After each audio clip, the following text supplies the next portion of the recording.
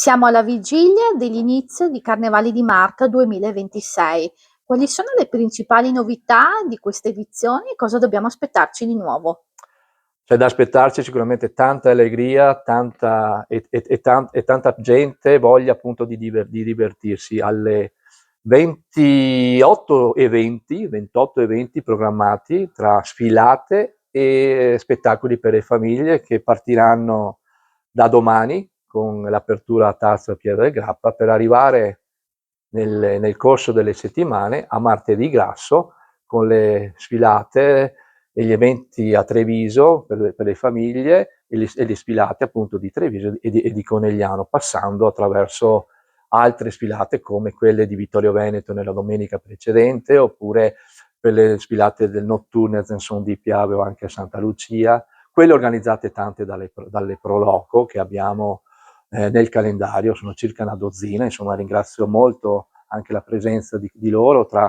tanto per citarne qualcuna, quella di Brede di Piave, poi abbiamo anche le sfilate a quella di Giavere del Montello e Marzariol, quelle storiche di Senaia della Battaglia, quelle di Montebelluna, quindi abbiamo tante sfilate nel calendario, ma novità, mi chiede prima all'inizio novità abbiamo anche tra importanti la sfilata di Casale sul Sile. Dopo tanti anni viene riproposta, un'ottima collaborazione con l'amministrazione e quindi sabato 24 gennaio, la prossima settimana, potremo ammirare i carri a Casale sul Sile. Poi nella domenica successiva saremo a Godega Sant'Urbano e anche a Villorba. Comunque c'è il calendario, c'è la lista appunto delle sfilate per vedere puntualmente tutti gli appuntamenti. Carnevali di Marca che è legato anche alla tradizionale lotteria. Sì. Ricordiamo quali sono i premi, anzi il premio principale in palio? Il Carnevale di Marca ha la lotteria da tanti anni, è una lotteria abbinata alla manifestazione, è uno dei tre colonne, uso dire questa espressione ma da tanto tempo, che sostengono la manifestazione, per cui acquistando un biglietto non solo si rischia di vincere uno dei 30 premi,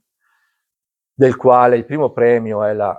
nuova Opel Corsa 5 porte di Sallo Group e poi abbiamo altri 29 premi tra buoni acquisto alla Tofolati, gioielleria Tofolati e Maxi, nei supermercati Maxi. Sono dei premi molto graditi alle famiglie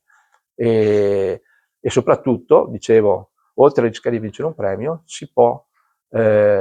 contribuire alla manifestazione e soprattutto, visto che è una lotteria di beneficenza, vengono devolute 10 centesimi ad associazioni del territorio segnalate dai comuni che verranno poi appunto conferiti durante il gala conclusivo, in occasione anche dell'estrazione